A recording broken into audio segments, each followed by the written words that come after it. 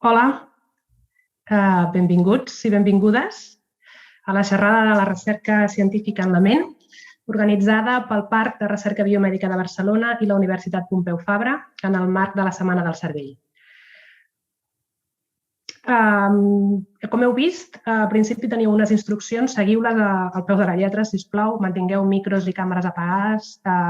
Les vostres preguntes, sisplau, les escriviu en el xat, les anirem contestant a mesura que baixin arribant i, sobretot, els que pugueu tenir mòbils, tauletes, ordinadors per fer l'activitat dinàmica de Menti, doncs ho tingueu a punt, d'acord?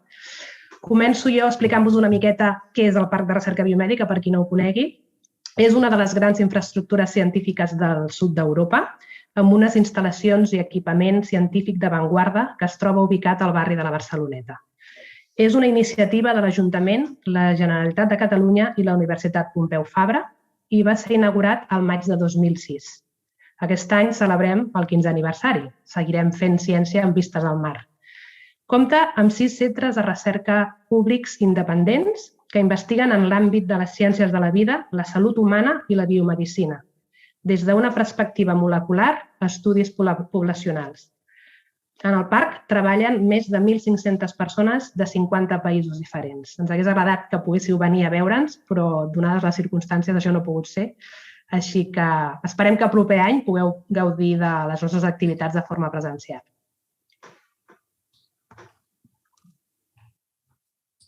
Moltes gràcies, Mònica. Jo soc la Mari Carmen Cebrián, de la Universitat Pompeu Fabra, i us vull presentar molt breument el nostre departament, que és el de Ciències Experimentals i de la Salut de la UPF. I com podeu veure aquí, nosaltres desenvolupem recerca en biomedicina i ho fem aquí dins del PRBB, som un dels centres que el formen, i a la diapo podeu veure els diferents programes de recerca en els que ens distribuïm i ja veieu que fem temes molt diversos, com per exemple des de la genètica, la salut pública o la biologia evolutiva.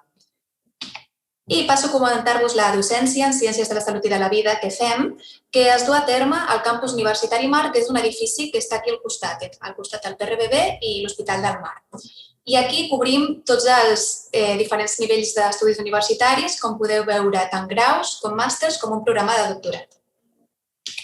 I ja, sense estendre'm més, passo a presentar el nostre ponent d'avui, que és el doctor Fernando Giraldez, que ella ens farà la xerrada divulgativa que ara escoltarem. Ell és llicenciat i doctor en Medicina per la Universitat de Valladolid, va fer després la seva recerca durant un temps a la Universitat de Cambridge i va tornar per establir aquí el seu propi laboratori i va esdevenir catedràtic a la Universitat Pompeu Fabra.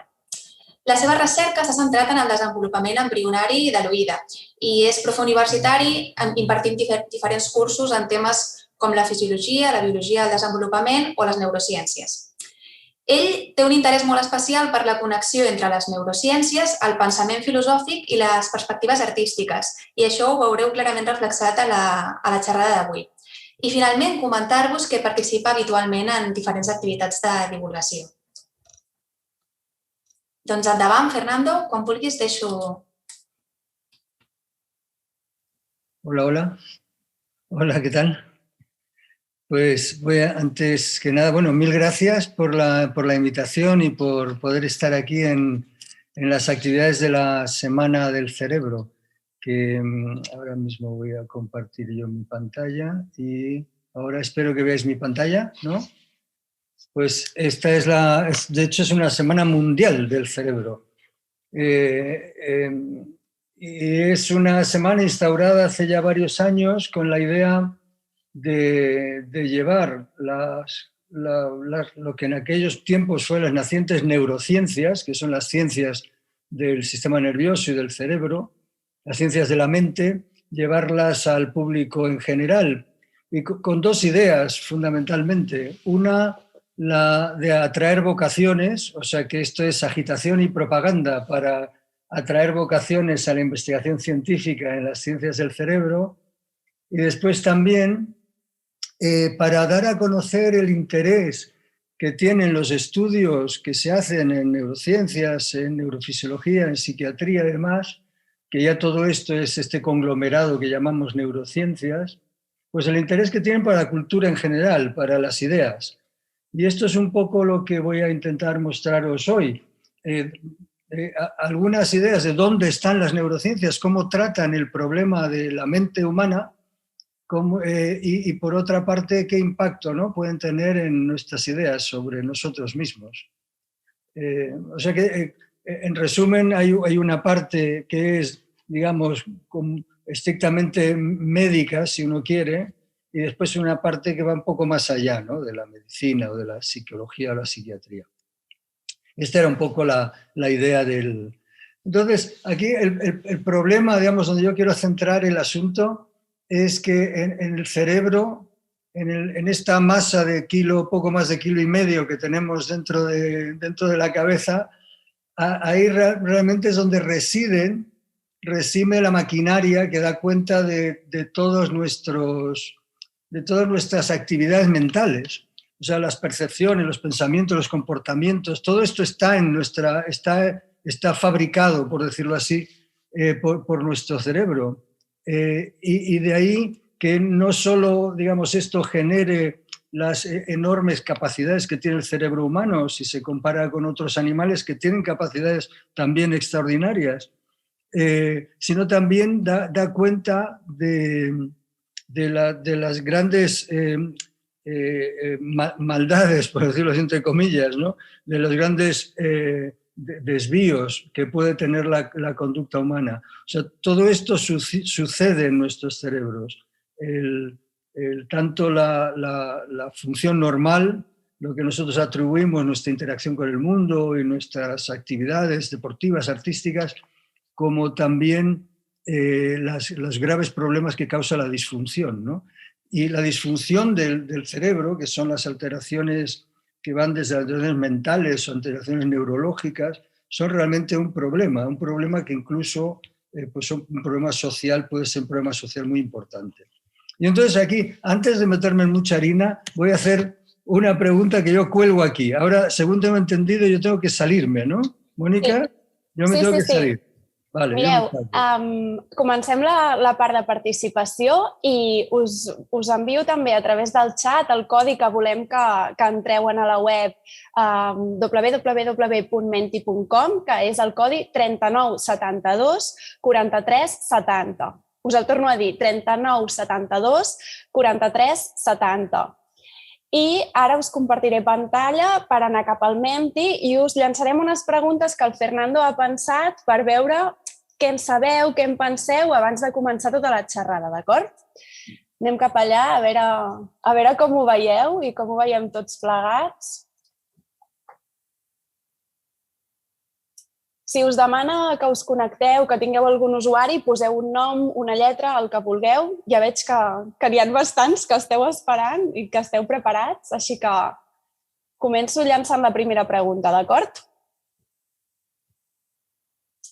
Recordeu que qui vagi més ràpid, doncs, bueno, també valorarem el temps perquè teniu 20 segons.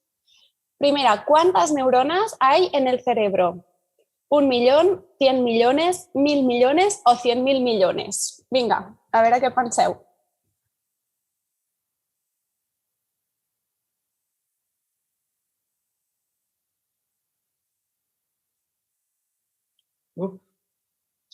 Bueno, Fernando, lo veo bastante bien, ¿no? Ha acertado bastante gente.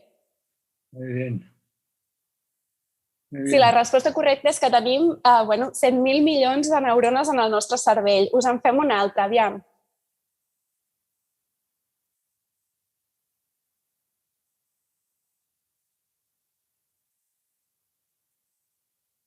Es cierto que durante el sueño las neuronas se inactivan, usamos solo el 10% de nuestro cerebro. ¿Las dos son ciertas o las dos son falsas? Veig que aneu superràpid, ja tenim més de 150 respostes.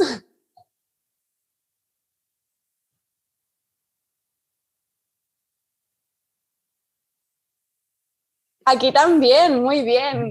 La gran majoria ho heu vist clar que les dues són falses.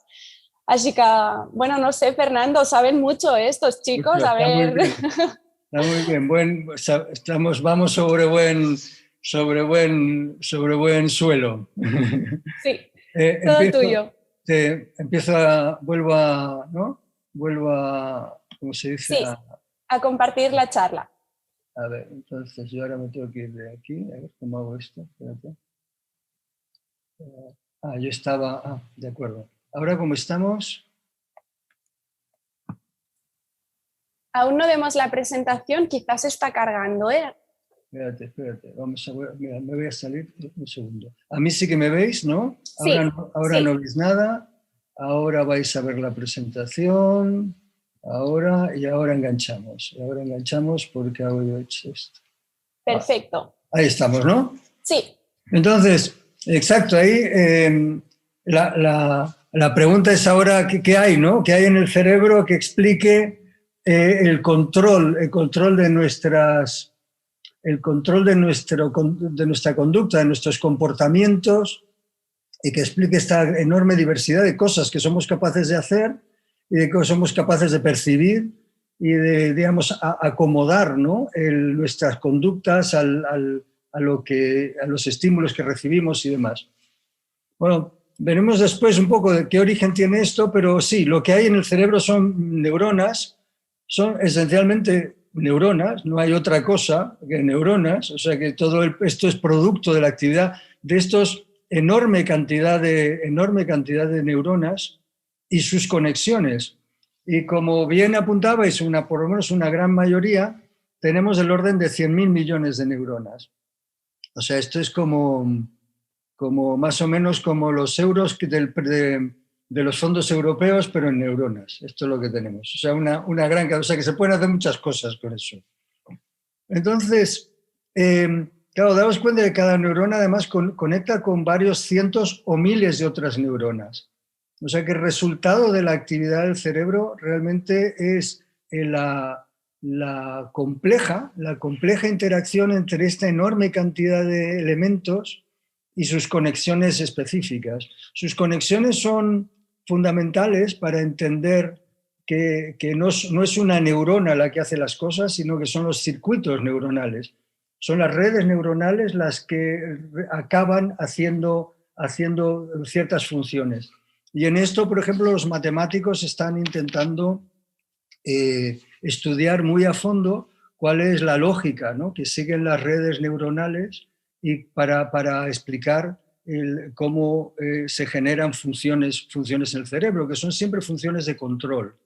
A poco ya veréis que estudiéis, os dais cuenta que fundamentalmente son funciones de control las que realizan los circuitos neuronales. Bueno, las conexiones entre las neuronas, como quizás sepáis algunos ya también, son conexiones químicas, son lo que llaman las sinapsis, y son uniones discontinuas entre una neurona y otra, pero que se comunican a través de moléculas químicas. Esta es la química del cerebro. Es decir, en el cerebro no hay fluyendo sustancias químicas. Cuando hablamos de la química del cerebro, estamos hablando de la interacción entre moléculas en las sinapsis, que es donde está el tomate, ¿no?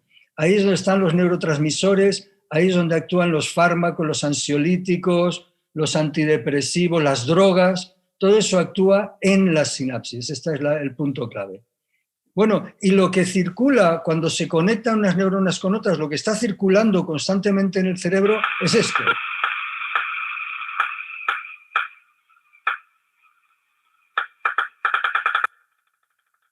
Esto es lo que sabe hacer una neurona. Una neurona sabe mandar impulsos de una a otra, y os imagináis las 100.000 millones mandando impulsos, cada una a las que le toca, cada una conectada con quien le toca y liberando el transmisor a la otra neurona a quien le toca. Bueno, este es el impulso nervioso, esta es la actividad eléctrica de una neurona. Con esto empecé yo en el laboratorio, con esto me quedé colgado yo. Al ver esto en el laboratorio me quedé completamente colgado. Yo con esto para siempre ya. Y esto, a ver si pillo una. A ver si pillo parando una. Ahí está. O sea, este palito, esto es un cambio eléctrico muy rápido en la neurona, que es el impulso nervioso. Entonces, esto va también para decir que la precisión con la que podemos entender y estudiar individualmente las neuronas es enorme, porque hay técnicas físicas, electrofisiológicas, que permiten estudiar en detalle la actividad eléctrica de una neurona, y no solo de una neurona, sino un trocito de una neurona, de los trocitos de los canales iónicos y las proteínas que tienen que ver con esto. O sea que la precisión en la física del cerebro, en el estudio físico-químico, por decirlo así, del cerebro, es muy, muy alta. Y ahí hay un campo que es muy bonito y precioso de entender estas propiedades más elementales, así como la genética, la que voy a hablar también en un segundo. O sea que esto es lo que tenemos en el cerebro. Y con esto es lo que tenemos que intentar entender, y así es como los científicos intentan entender qué relación hay entre las conductas que nosotros hacemos o nuestras percepciones y la actividad específica de ciertas neuronas, a base de eso, de analizarlas individualmente, entender los conjuntos, etc. También hay otras formas de analizar el cerebro que son más globales y podemos entender y podemos intentar estudiar el funcionamiento global del cerebro con técnicas también físicas, como son las resonancias o la electroencefalografía. Y aquí tenéis la visión de cómo se ve un cerebro en una resonancia nuclear magnética funcional, que es como se llama, que indica las zonas más activas y menos activas del cerebro cuando estamos haciendo algo. Esto es una tecnología importada de los físicos, de hecho de los meteorólogos. Si veis, esto es un cerebro, ¿no? Una sección de un cerebro. ¿Veis mi cursor, no? Estáis viendo mi cursor, ¿no? Bueno, esto es la sección de un cerebro. Entonces, veis que aquí hay zonas rojas y zonas azules. Bueno, las zonas rojas son las de más actividad, las azules son las de menos actividad. O sea, los colores cálidos con mucha actividad, los colores fríos con menos actividad e intermedios los verdes. Bueno, es una forma de representar los niveles de actividad, como veis, globales del cerebro. Entonces, a poco que uno con cualquier técnica, sea con electroencefalografía o sea con resonancias, se tenga una imagen del cerebro, como veis, lo que se ve es que el cerebro está activo por todas partes. O sea que la historia del 10%, como muy bien habéis apuntado casi todos, pero veo que una parte todavía mantenía la idea, es un mito. O sea, es el mito del 10%, es que nosotros solo usamos el 10% del cerebro y esto no tiene ningún fundamento. Realmente, si uno va a mirar, está todo el cerebro encendido. Y de hecho está totalmente encendido durante la vigilia y mientras dormimos. El cerebro también sigue. Lo que pasa es que nosotros no nos enteramos, que es muy diferente. O sea, una cosa es que el cerebro esté apagado y otra cosa es que nosotros no nos enteremos de que esté encendido. Entonces, esta es la situación que tenemos y esto se puede demostrar por varias técnicas. También ya digo que lo que ayudan es a entender cómo se conectan unas regiones con otras.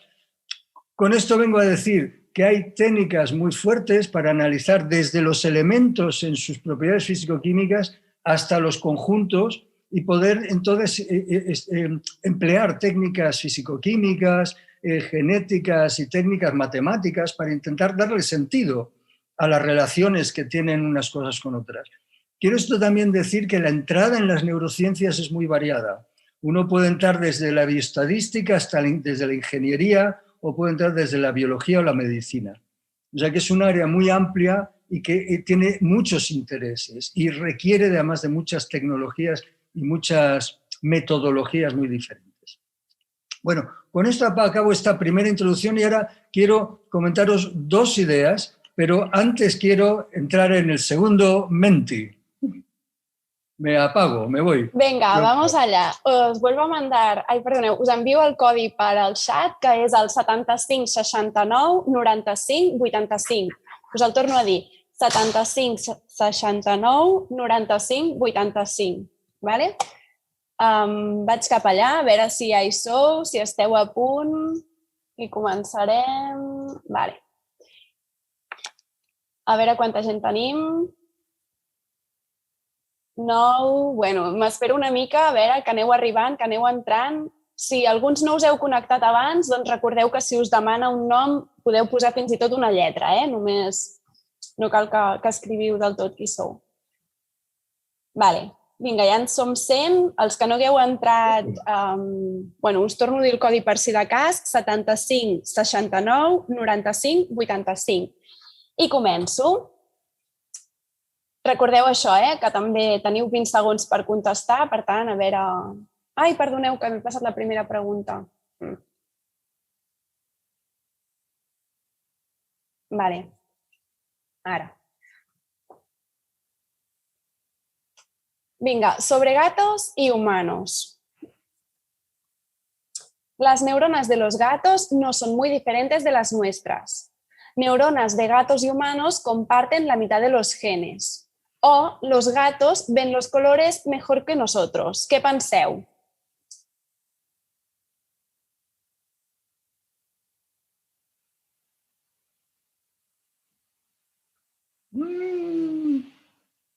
Aquí no, Fernando?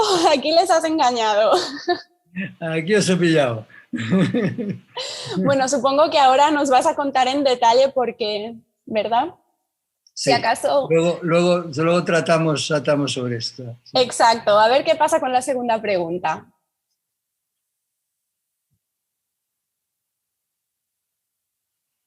A ver... El cerebro de los elefantes es más grande que el cerebro humano. Sin embargo, las capacidades son diferentes. Porque, sin embargo, el elefante tiene menos neuronas, porque nosotros tenemos más conexiones o porque sus neuronas son más grandes y más lentas. A ver qué pasa.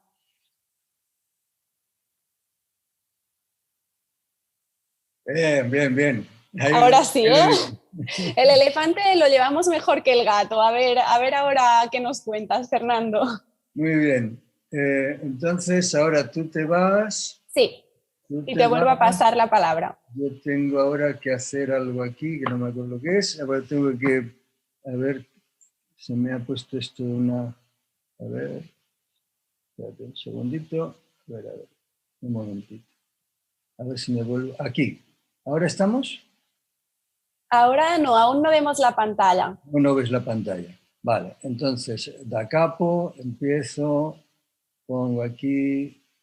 Esto requiere un poquito de práctica. Aquí estamos.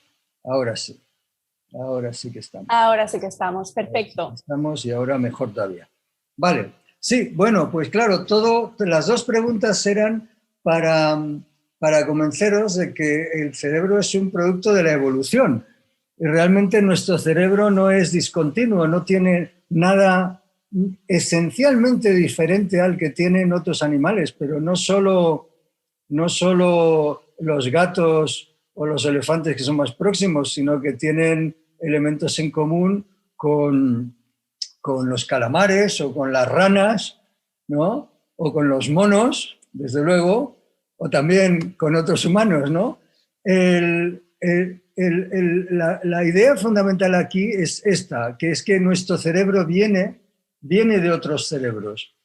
Esto es una cosa muy importante a tener en cuenta y tiene muchas colaterales.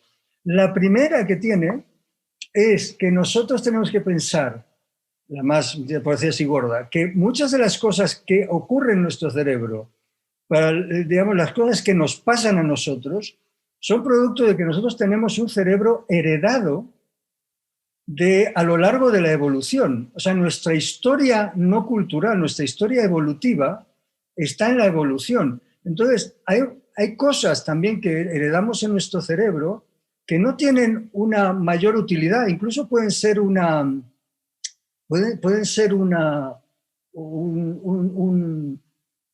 barrera para algunas cosas, porque simplemente son herencia evolutiva, son cosas que hemos ido heredando de nuestros ancestros. Tiene también la idea de pensar que nosotros hemos ido variando y aquí nos hemos encontrado como humanos, pero a la vez han ido variando otros animales que se han encontrado en otras, que ahora encontramos en otras especies. O sea que tiene también esta idea de que nosotros compartimos y somos primos hermanos del resto de los animales. O sea, no hay una discontinuidad. El cerebro humano no hay una discontinuidad y la discontinuidad quizá es en la aparición del lenguaje y de una corteza cerebral un poco más expandida. Pero en la sustancia estamos hechos de lo mismo. Las neuronas de todos los animales, de mi gato, de los elefantes, son iguales que las nuestras. Difieren fundamentalmente en los tipos de conexiones que hay. Y realmente esto también casa con la idea de que nuestro genoma también es muy parecido, porque en el ejemplo del gato, nuestro genoma es al 90% común con el gato. O sea, compartimos el 60% del genoma con el gato y compartimos, perdón, un 90% con el gato y compartimos un 60% con las moscas.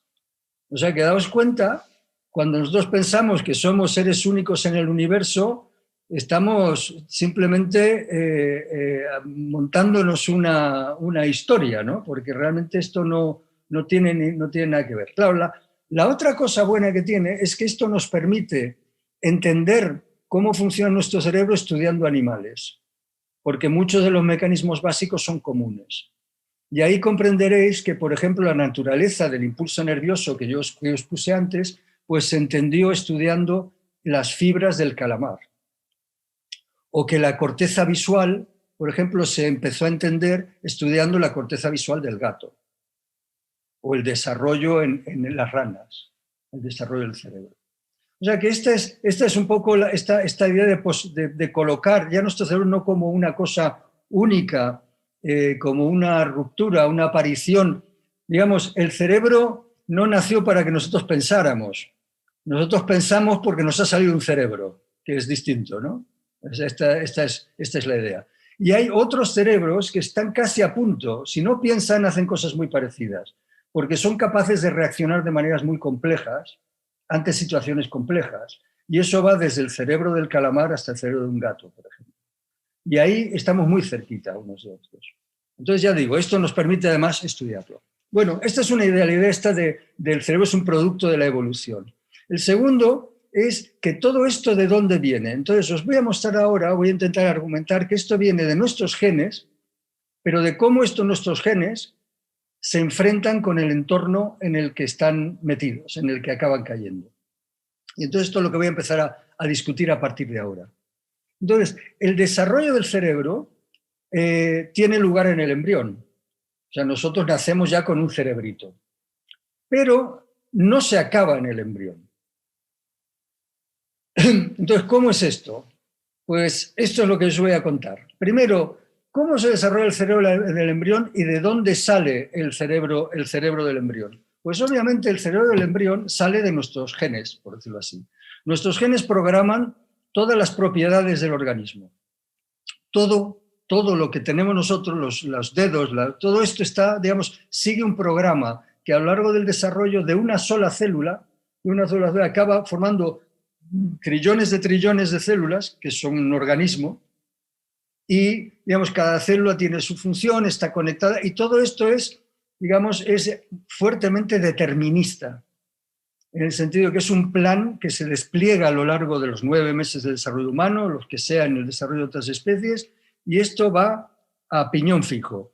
Tiene poco margen de maniobra porque, el desarrollo embrionario consiste en, una vez que se ha producido la fecundación, regenerar la especie lo más parecida posible a cómo es la especie, o sea, sin que haya errores. De hecho, cuando hay errores en el desarrollo, lo que tenemos son enfermedades, son malformaciones congénitas, son alteraciones del nacimiento, etc. O sea, esto es estrictamente determinista, pero esto vale y para casi todas las partes del cuerpo, pero bueno, nosotros nacemos con nuestros brazos, con nuestros dedos, con el estómago. Todo esto es inmaduro, que se va después madurando, pero el cerebro tiene un más todavía, y es que el cerebro no está completamente desarrollado cuando nacemos, sino que después de nacer, los genes siguen desplegando la organización del cerebro en función, de acuerdo al entorno en el que están. Entonces vamos por partes. ¿Qué es con qué nacemos? Pues nacemos con el despliegue de nuestros genes, que a cada uno nos ponen todas nuestras neuronitas en su sitio, nos ponen nuestro cerebelo, nuestras células sensoriales, nuestro hipocampo en la memoria, todo esto nos lo colocan en nuestro sitio. Y en esto somos casi todos idénticos. O sea, casi todos los humanos compartimos casi todo nuestro genoma y hay pequeñas variaciones. Y como todo en biología, somos como una curva de estas de distribución estadística, una curva de Gauss. O sea, casi todos estamos en el medio, que somos más o menos lo mismo, y hay extremos. extremos que a lo mejor tienen algunas variantes génicas que les pueden beneficiar en algunas cosas y otros en otro extremo que tienen variantes génicas que les pueden perjudicar en otras cosas. Pero somos una mezcla de todo eso. Pero casi todos somos idénticos. O sea que nosotros nacemos casi todos con las mismas potencialidades. Entonces, lo que hace los genes es codificar, o sea, tienen la información para hacer todas y cada una de nuestras neuronitas en el cerebro. ¿Cómo son? ¿Dónde tienen que ir? Todo esto lo tienen más o menos organizado. Ahora, dos ideas importantes. Una, que el cerebro no es un guisante. Y con esto lo que quiere decir es lo siguiente. La genética, uno tiene la idea de que uno hereda rasgos. Y eso es verdad en algunos casos. El color de los ojos se hereda porque es una genética mendeliana, se cruzan, si uno es un recesivo, el otro es dominante, uno sale con ojos azules o no sale azules o lo que sea. El pelo, etc. Pero gran parte de las funciones del cerebro no dependen de un gen, sino de que dependen de la función de muchos genes, o sea que son multigénicas. Esto ya de entrada nos quiere decir que no hay tal cosa como el gen de la inteligencia, el gen de la música, el gen de la violencia. Eso no existe. Si veis eso en un periódico, os están engañando. O sea, eso no es así nunca. Todas estas funciones dependen de muchos genes. Otra cosa es que haya un gen que sea importante para la inteligencia, un gen que sea importante para la violencia.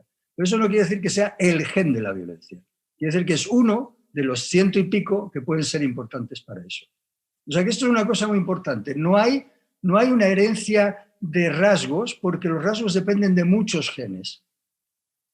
Y en general se puede decir que el cerebro que la herencia, el cerebro no hereda caracteres, sino hereda reglas generales, capacidades en general. O sea, hereda un conjunto de cosas con las cuales nosotros ahora podemos o no hacer algo. Y ahora voy al siguiente punto. O sea, primero que no es un guisante y segundo, perdón, ¿qué ha pasado aquí? Ay, se me ha ido. Ahora se ha restaurado. Es que ha sido el PowerPoint que se ha vuelto loco. Entonces, lo que os estaba diciendo es primero que el cerebro no es un guisante, que casi todas las cosas dependen de muchos genes, no hay el rasgo que se va propagando, sino que es simple interacción entre muchos. Y el segundo, que la idea esta que tenemos, que nosotros heredamos un gen y nos hemos comido el gen para el resto de nuestra vida, y si entonces somos más cariñosos o menos cariñosos, eso no es así, ni porque el cariño no tiene que ver con un gen, y segundo, porque además no heredamos los rasgos, heredamos un conjunto de reglas o de facultades. Entonces es muy importante entender esto, que nosotros heredamos genes, los genes los tenemos en nuestras variantes, pero los genes se expresan. Y entonces esta idea es muy importante. ¿Qué quiere decir con que se expresan? Pues que los genes pueden estar más activos, entonces producir más una proteína o menos, o mucho más o mucho menos. Es decir, no solo es que se activen o inactiven, es que se pueden modificar los niveles de actividad de los distintos genes. Y esto es muy importante porque esto que se llama, digamos, esta plasticidad, ¿no?, de la regulación de los genes. Esto es muy importante en las primeras etapas de la vida, porque esto no pasa toda la vida. No toda la vida los genes se pueden regular, algunos que sí, pero no, ni todos ni siempre. Pero sobre todo hay un conjunto de genes que son los que organizan el desarrollo final del cerebro, que se expresan y se regula su expresión durante las primeras etapas de la vida. Y estos son fundamentales, son críticos. Entonces, el medio ambiente actúa sobre la expresión de los genes. El medio ambiente no actúa cambiando los genes. Hombre, el amianto puede hacer una mutación, pero no es así como actúa la violencia familiar o como actúa el entorno musical en una familia. Actúa de una manera mucho más sutil a través de la actividad de las neuronas. Entonces, el medio ambiente cambia la expresión de los genes. No cambia los genes, pero cambia cómo se manifiestan esos genes. Y lo hace el medio ambiente, lo hace a través de la actividad de las neuronas, lo hacen las medicinas, lo hacen las drogas. O sea que hay muchas cosas que pueden modificar la organización final del cerebro, sobre todo en estas periodos. Y esto es importante en los periodos críticos. Y esto es lo que os voy a mostrar, porque yo creo que es interesante que lo sepáis, que se llaman periodos críticos en el desarrollo del cerebro a estos periodos donde los cuales la interacción con el medio ambiente cambia la anatomía del cerebro, cambia físicamente el cerebro, y esto lo hace cambiando la expresión de los genes que regulan el cerebro. Entonces, aquí tenéis, por ejemplo, que en los primeros años de la vida es donde se estructura los sentidos, por ejemplo. El lenguaje se estructura en este periodo de tiempo, las funciones cognitivas después. Y después aquí en la adolescencia, que es donde me imagino que estáis casi todos vosotros, los 70 o 100 que tengo del otro lado, están aquí. Aquí, como veis, empieza a estar ya todo el pescado vendido en cuanto a la organización general. Obviamente queda muchísimo por hacer, queda toda la vida por hacer, pero la estructura del cerebro un poco se cierra en este periodo. Y aquí es donde también se da el dimorfismo sexual. Es decir, que aquí hay pequeñas variaciones entre los varones y las hembras en todas las especies y también en la especie humana. Que después podemos entrar en esto, porque esencialmente el mensaje final es que los cerebros son esencialmente iguales.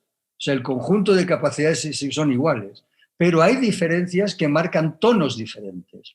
Esos tonos diferentes son tonos posiblemente adaptados evolutivamente, pero sobre esas diferencias físicas y neurológicas, por decirlo así, es donde después se monta todas las diferencias sociales que podemos ver actualmente en nuestra sociedad.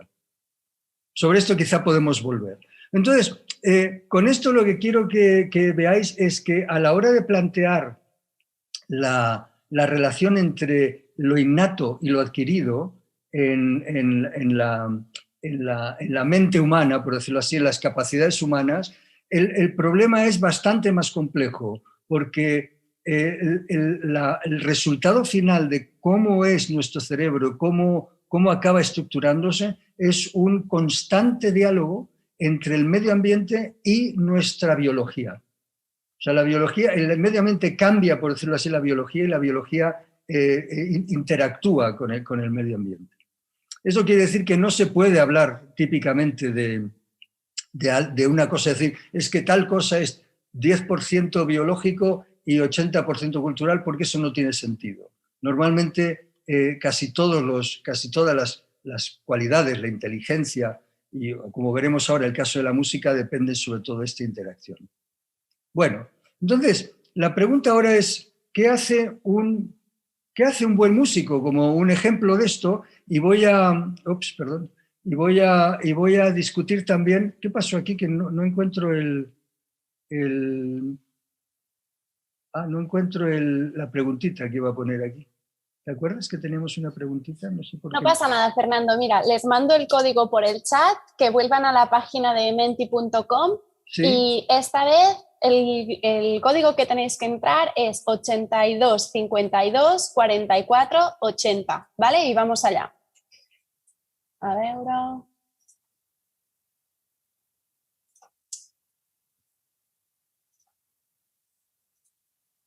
Vale.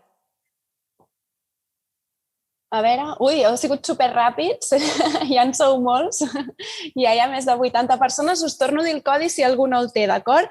82 52 44 80. Vale, doncs comencem. A veure. Ai, m'he tornat a... ¿El talento musical se hereda genéticamente, sí o no? Com ho veieu?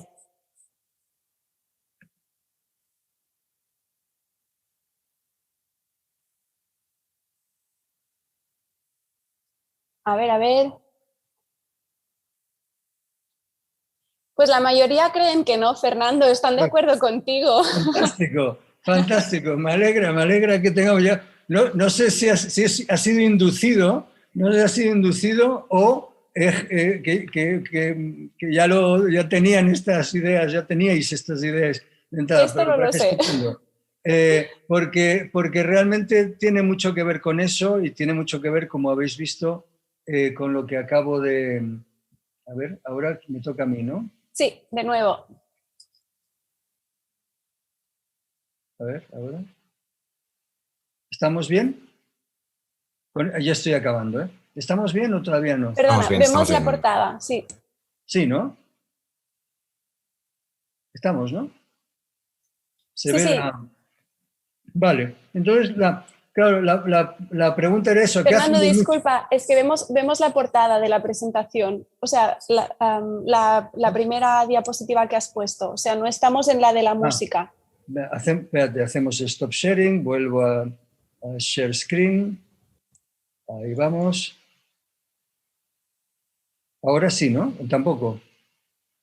Solo falta, Fernando, que la pongas en pantalla completa. Abajo a la izquierda tienes 3 botoncitos, el de la derecha. No, es que yo lo tengo, yo lo veo en pantalla completa, pero vosotros no. Entonces voy a irme, no sé por qué, voy a irme, la voy a volver a poner aquí, voy a salirme, me vuelvo a meter, me vuelvo a meter, y ahora, ya, un segundo. Share screen, ahora sí, share, y ahora sí, ¿no? Ahora sí que estamos. Ahora sí. Esto es. Entonces, la pregunta era esa, entonces, como un ejemplo, ¿no? Y podéis tomar el paralelo, por ejemplo, también del lenguaje, que es muy parecido. Y realmente los mecanismos neurológicos de la música y el lenguaje son muy, muy compartidos. Hay toda una discusión sobre qué áreas están más implicadas, pero casi se solapan. Entonces, ¿qué hace un buen músico? Pues obviamente un músico necesita tener todo el cerebro enterito y bien organizado para poder hacer música, porque la música, digamos, necesita de la integridad de nuestro cerebro. Entre paréntesis, la música es un enigma biológico. O sea, ¿por qué los humanos necesitamos la música? Es algo que es muy sorprendente, pero es consustancial a la naturaleza humana. Hay muchas ideas sobre esto, pero lo que sí se sabe bastante ahora es qué áreas están involucradas en la percepción o la creación musical o el ejercicio musical, pero sobre todo en la percepción musical, ¿no? Que parece que es lo más curioso. Ahí hay muchas cosas muy interesantes y estas áreas están muy, muy solapadas con las áreas también del lenguaje. Entonces uno se puede preguntar, ¿qué hace un buen músico? Y dices, hombre, pues casi todos los músicos es que son hijos de músicos, o sea, esto se debe llevar en la sangre, ¿no? O lo de los flamencos, ¿no? Es que lo llevan en la sangre. Bueno, pues la respuesta a lo llevan en la sangre es la que se me coló antes y no sé si hace tiempo a ver, pero es esta de Paco de Lucía, ¿no? Que yo creo que lo clava aquí, ¿no? Paco de Lucía, posiblemente de los guitarristas flamencos pues más importantes, ¿no? del siglo pasado, no creo que el más, pero de los más importantes. Y claro, él lo tiene muy claro, dice, claro, yo llevo desde niño practicando todos los días 14 horas y esto a mí en mi pueblo me dicen que tengo duende, ¿no? Que tengo genio. Y entonces esto es lo que hay, ¿no? Realmente. Bueno, la versión científica de esto es esta. Es un investigador se preguntó, ¿qué tienen los violinistas que hacen audiciones para entrar en la Filarmónica de Berlín? ¿Qué tienen que no tengan otros? Que no tenga mi profe de música o que no tenga yo. Y entonces lo que hizo fue analizar las horas de práctica en función del tiempo que he transcurrido, a qué edad entraban, ¿no? Cuando entraba aquí más o menos, empezaban a hacer las audiciones, ¿no? O sea que cuando se preguntaban cuánto habían hecho hasta que habían tenido su primera audición exitosa, ¿no? Y entonces la respuesta es esta. Si veis aquí, la línea verde son los profesionales que entran a las orquestas buenas. Y entonces, ¿qué tienen estos? Pues unas 11.000, 12.000 horas a lo largo de la vida de práctica. ¿Eso qué es? Pues estudiar 6 horas al día, violín, ni más ni menos. Entonces, ¿cuáles son? ¿Contra quién los comparó? Pues contra los que son buenos, los que están bien, ¿no? Y después lo más gracioso es que aquí están los profes de música. O sea que los profes de música, digamos, más o menos tienen un tercio de las horas de los profesionales en general, los profes de música habituales. No quiere decir esto que sean peores, quiere decir que simplemente han practicado menos. O sea que el que dé clases le puede decir a su profe de piano, de violín, que hombre, lo que tenía que haber hecho es practicar más. como para llegar a las 10.000 horas, o preguntarle por las 10.000 horas. Bueno, esta es la idea, ¿no? Que realmente el músico profesional, por ejemplo, tiene mucho que ver, tuvo mucho más que ver con el trabajo, con el esfuerzo, con el entorno, que con una especial naturaleza. Claro, ¿qué dan las familias musicales? Pues las familias musicales dan un entorno musical. Entonces, las familias que no solo las familias de músicos profesionales, sino las familias que cantan, por ejemplo, o las familias que cantan juntas, o que tocan la guitarra, yo qué sé, o que... esto es fundamentalmente lo que hace, ese entorno es el que permite que la dotación con la que posiblemente nacemos casi todos, en unos se desarrolle mejor y en otros no. Entonces, este es el mensaje, por decirlo así, final, con el que yo quiero acabar aquí, y un poco por resumir. O sea, si os dais cuenta, yo lo que os he contado es que la mente humana, lo que nosotros nos consideramos nosotros mismos, nuestras percepciones, nuestras emociones, a fin de cuentas resulta del funcionamiento de las 100.000 millones de neuronas y sus conexiones. O sea, la base material de nuestra mente es el funcionamiento de todas estas neuronas. Todas estas neuronas tienen que funcionar de una manera muy particular, con conexiones muy específicas, pero contienen la capacidad de una enorme variación. Una vez que estamos todos más o menos iguales, una enorme variación en el despliegue final en función del entorno en el que nos encontremos. Esta es la enorme capacidad adaptativa que tiene nuestro cerebro. O sea, nosotros, la evolución nos garantiza que todos nosotros tengamos exactamente las mismas reglas en nuestro cerebro, y en función ahora del entorno en el que estemos, nosotros las desarrollamos de una manera u otra. Como os decía, el ejemplo mejor es el del lenguaje, porque todos nacemos con una capacidad lingüística común, somos todos capaces de hablar. Ahora, si nosotros nacemos en Martorell o en Moscú, entonces nuestra capacidad es de hablar catalán o de hablar ruso. Y además podemos hablarlo muy bien o menos bien, podemos hablarlo con tales o cuales acentos. Entonces, esta es la enorme capacidad adaptativa sobre un fondo común que es compartido por todos. Entonces, la segunda idea es que en los genes está todo, pero el despliegue de los genes depende del entorno en el que estemos. Entonces, cualquier problema, digamos, mental o social que nos planteemos, en el cual hay una interacción entre lo innato y lo adquirido, entre los genes y la cultura, tiene que ser visto con esta complejidad. Entonces, no hay simplificaciones. Entonces, el constructivismo social, que es esta doctrina que atribuye que todo es una construcción social, y esto, por ejemplo, ahora está en pleno litigio con la cuestión de la igualdad, de la ley de igualdad y la decisión sobre el sexo. Entonces, esto, digamos, es como un extremo de socializarlo todo, y el otro extremo es genetizarlo todo, ¿no? Que todo, como hay una diferencia genética, eso se llama la falacia genética. Como hay una diferencia genética, puede haber, entonces a eso le atribuimos todas las diferencias y entonces no es ni una cosa ni otra, y muchas veces no sabemos lo que es. Y esto es una de los mantras, digamos, de la ciencia. La ciencia a veces no sabe cómo funcionan las cosas. Lo que puede decir es cómo es posible que no sean. O sea, la ciencia muchas veces establece los límites de la falsedad. O sea, sabemos que no todo es constructivismo social y sabemos que no todo es genética. Y sabemos que la interacción de los individuos con su entorno es muy compleja y que es muy complejo de entender. En general, la ciencia lo que trata es de entenderlo. Y a veces puede aportar a los debates ideológicos y otras veces solo puede aportar esta parsimonia, esta precaución. Y también, obviamente, la ciencia trata de entender y, sobre todo, aliviar y de curar a los otros. Y por eso necesitamos muchos jóvenes neurocientíficos que vengan de cualquier área, pero que vengan de cualquiera de las ramas de las ciencias, de las humanidades también, y que se dediquen a intentar entender mejor el cerebro. Y con esto acabo. Muchísimas gracias y me encanta tener, no os veo a ninguno, pero me encanta tener tantísima gente joven del otro lado de la pantalla. Un abrazo a todos y muchísima suerte. Muchísimas gracias, Fernando, por compartir esta charla con nosotros. Ha sido muy interesante. Y ahora os vamos a invitar a todos, si tenéis cualquier pregunta, a ponerla en el chat para que Fernando las pueda contestar. Al principio, alguno de vosotros creo que sí que habéis probado que os funciona. Lo tenéis abajo.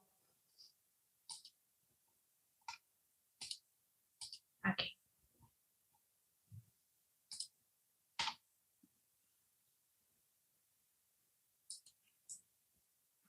Vale, ens comenten que si teniu un micròfon a la classe i càmera també us podem donar permisos per activar-la si volguéssiu fer la pregunta a alguna classe, però com preferiu, si no també això podeu escriure aquí al xat.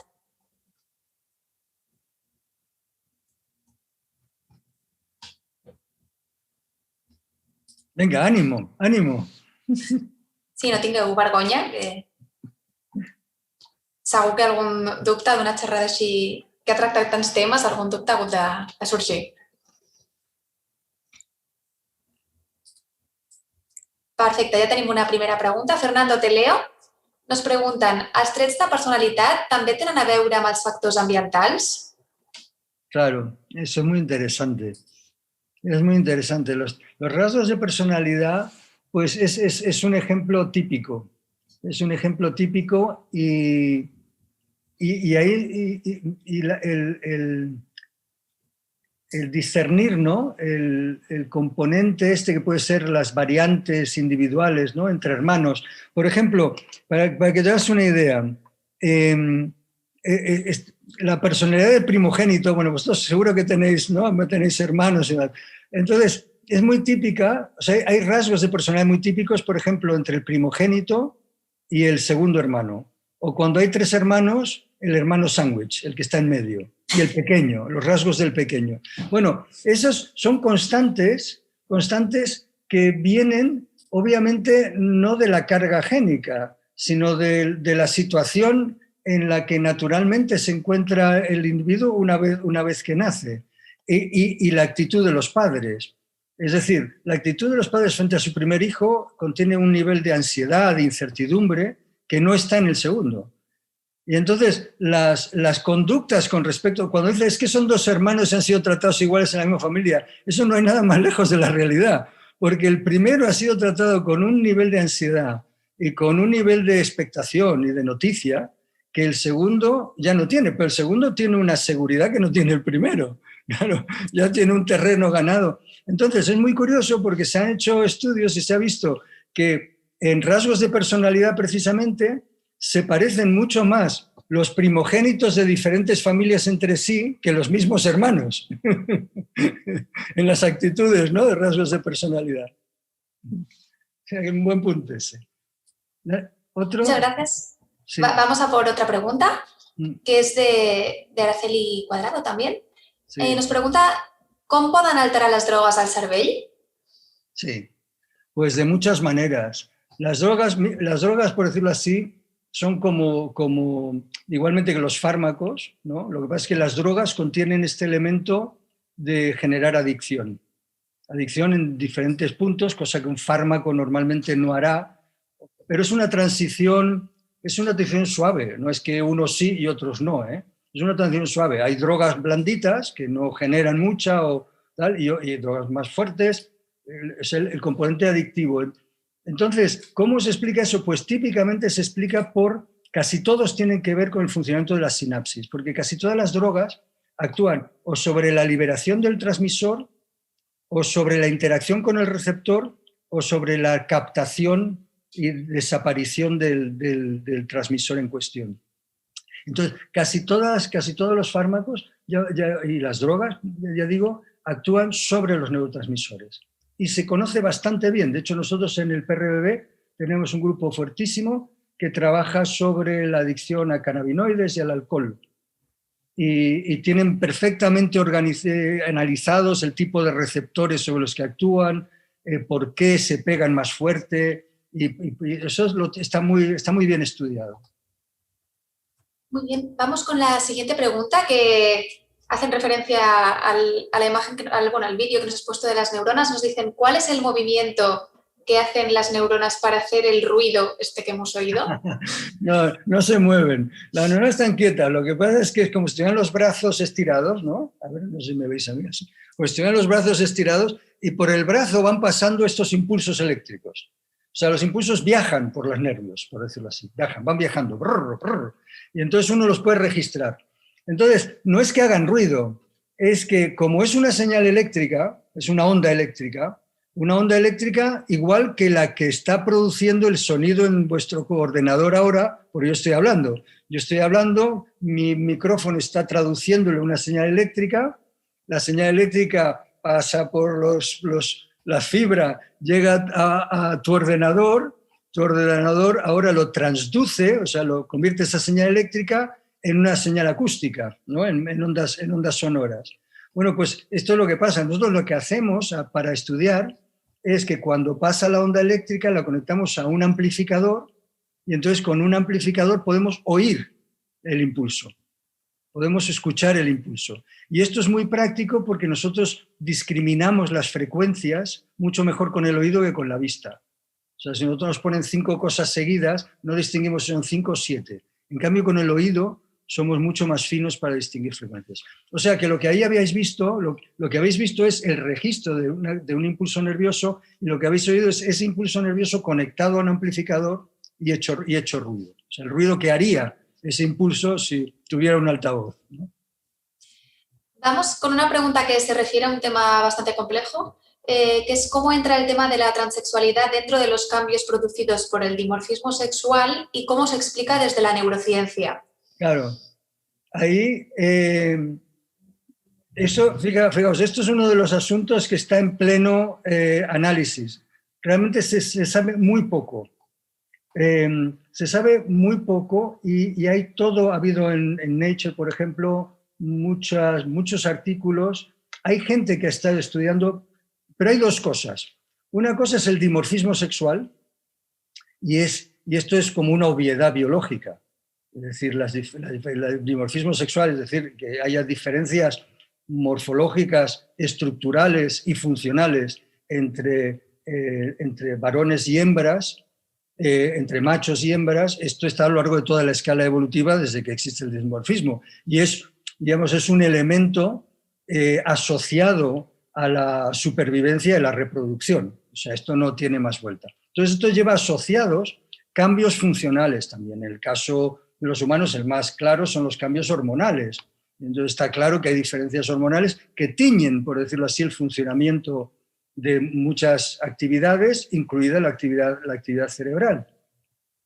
Y que también tienen distintos ciclos biológicos, etc. O sea, todo eso está por estudiar y está por ver dónde está la finura que determina cambios en el tono del funcionamiento del cerebro. O sea, en las funciones básicas parece claro que no hay diferencias fundamentales. O sea, las capacidades cognitivas, el lenguaje, todo esto parece que es todo igual, podríamos decir. Pero el que sea todo fundamentalmente igual no quiere decir que no haya diferencias. Y entonces, estas diferencias están en estudio porque no se han estudiado, porque casi todas las cosas, la neurociencia hasta hace 10 años se ha hecho sin distinguir sexos. Y entonces nadie se ha preguntado que pudiera haber diferencias. Entonces, en muchos casos pueden ser irrelevantes, pero en otros no. Entonces, hay varios investigadores, pero hay varios investigadores muy buenos que están específicamente interesados en este asunto. Entonces, esto es en cuanto al dimorfismo sexual. Entonces, mi resumen aquí sería, somos sustancialmente iguales, pero hay diferencias de tono. Y sobre esas diferencias de tono se construyen después diferencias sociales.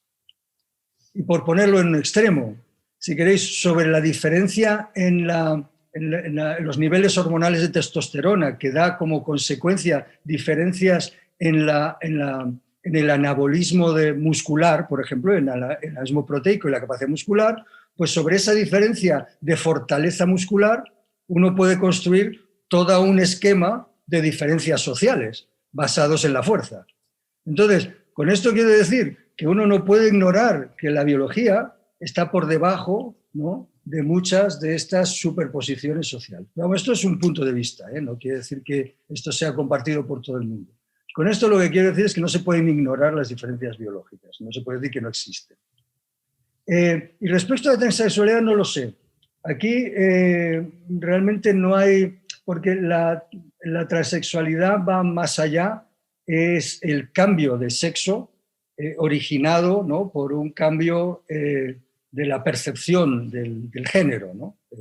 Y entonces aquí no hay biología estudiada, además, o sea, no se sabe qué puede ocurrir o dejar de ocurrir. La transexualidad no debería ser en cuanto al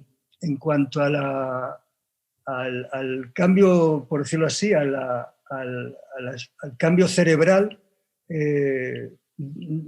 que yo sepa no la ha estudiado nadie. O sea, no hay nada que podamos decir. Muchas gracias, Fernando. No sé si tenemos tiempo para una o dos preguntas más antes de acabar, ¿sí? Bueno, tenemos otra pregunta bien compleja, que es ¿cómo hace el cerebro para procesar lo que recibe y para recordar? Ah, qué buena esa, me gusta.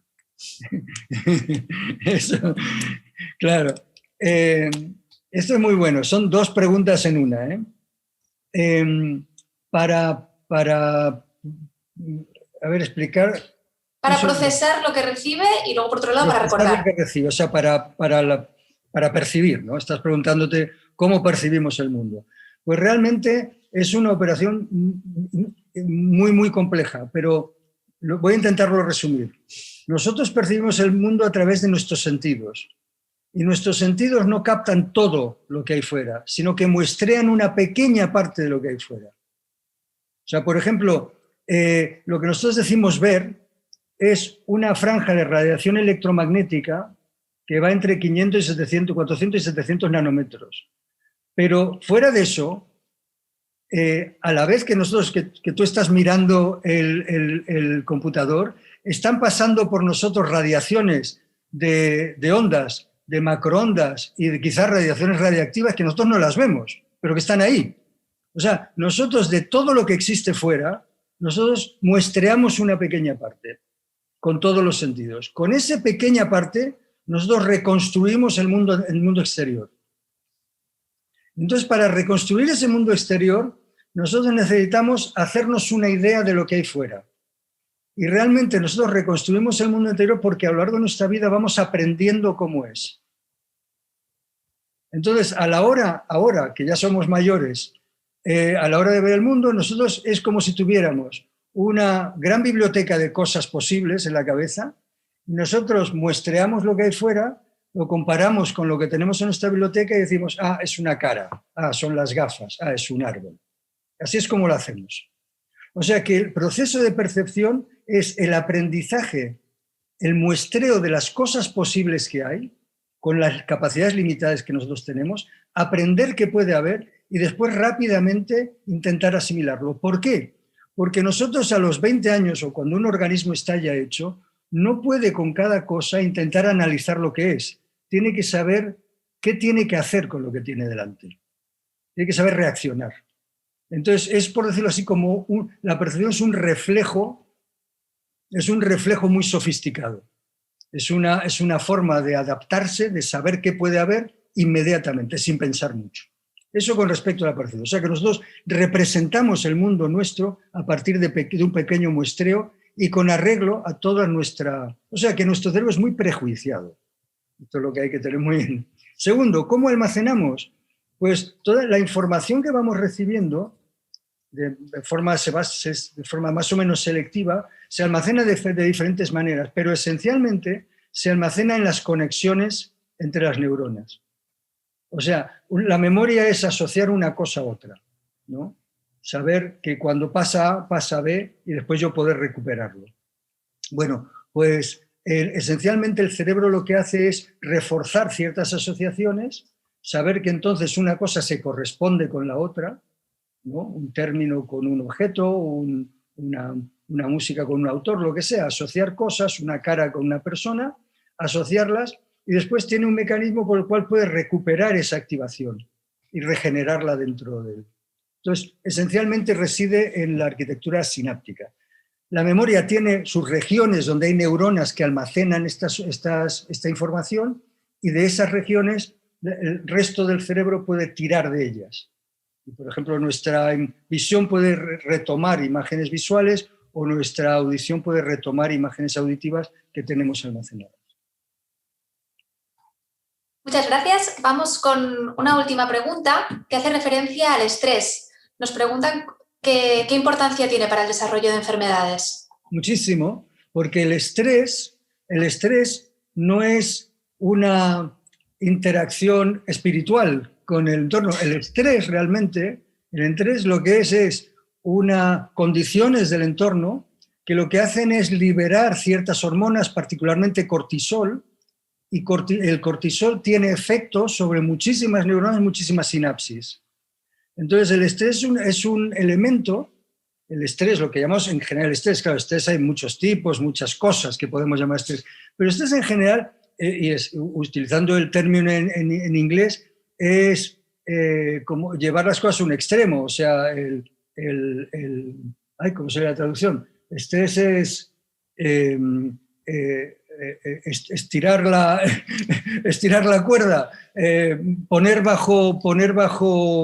bajo acecho, ¿no? Bajo amenaza. O sea, poner bajo amenaza, y como siempre, no hay el estrés, o sea, puede ser suavemente y de carácter social o mental, puede ser biológico, como es el caso de una quemadura. O sea, todas estas variantes al final suelen converger en niveles altos de cortisol, que es una hormona esteroide. Y esto lo que hace es afecta todo el sistema nervioso y, por ejemplo, durante el embarazo afecta mucho también durante el embarazo, con lo cual el estrés puede, digamos, repercutir en el desarrollo fetal. O sea que el mecanismo es interactuar a través de los cambios hormonales. Y, por supuesto, afectan en la estructuración esta fina que tiene el sistema nervioso durante las etapas iniciales de los periodos críticos.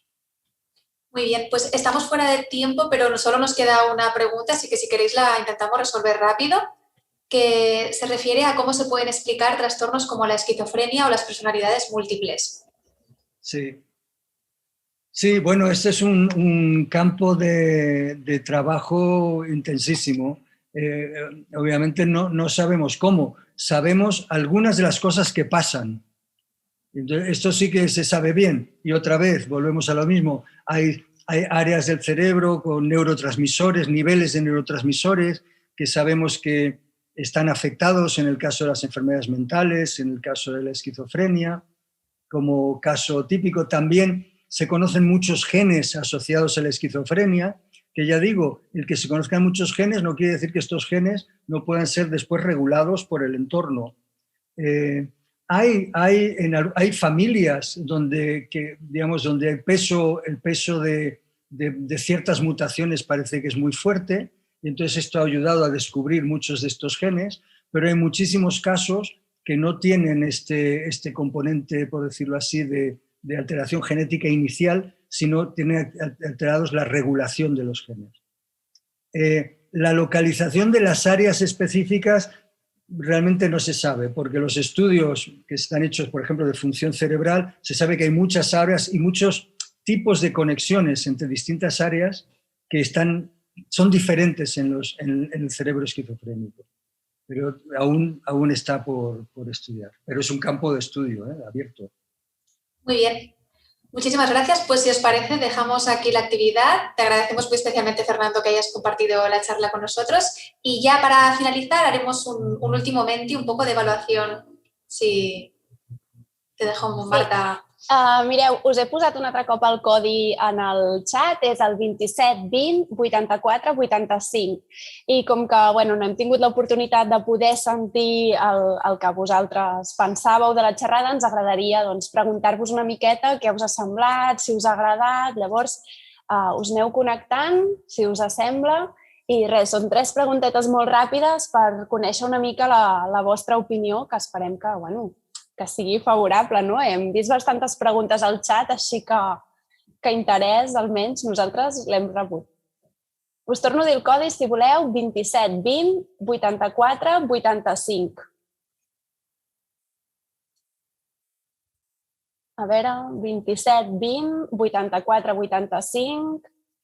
Val, veig que us aneu connectant, però començo a llançar la primera pregunta, d'acord?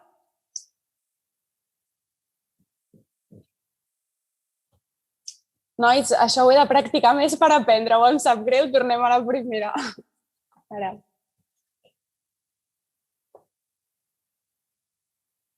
A veure, després de la xerrada, la recerca científica, i us donem 3 opcions. Em sembla una mica més a prop, no em desperta cap interès o bé m'interessa més que abans. A veure, què en penseu?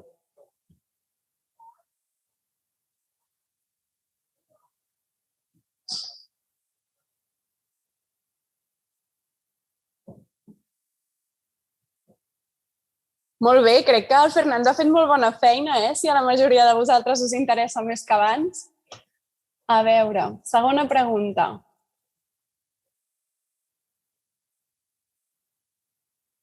La recerca biomèdica té un impacte positiu en la vida de les persones?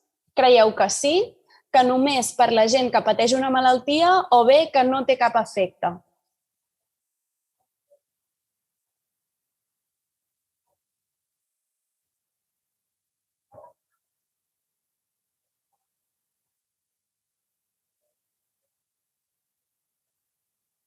Sí, bueno, estem contents com a Parc de Recerca Biomèdica que creieu que sí, que la biomedicina ajuda a millorar la vida de la gent. I ara, finalment, us demanem que amb una paraula ens digueu què us ha semblat la xerrada. No sé si ja us surt un quadre per anar escrivint. Sí.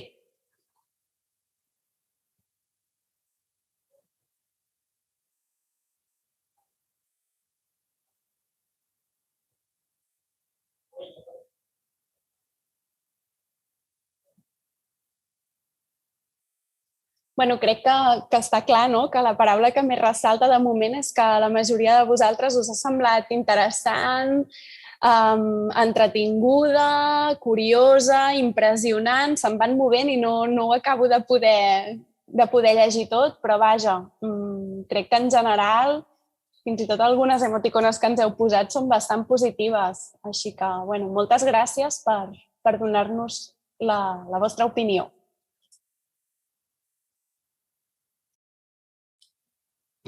Molt bé, doncs ens donem les gràcies de nou i per haver-nos acompanyat. Moltes gràcies de nou al Fernando i esperem veure'ns a la propera activitat d'aquest tipus que organitzem.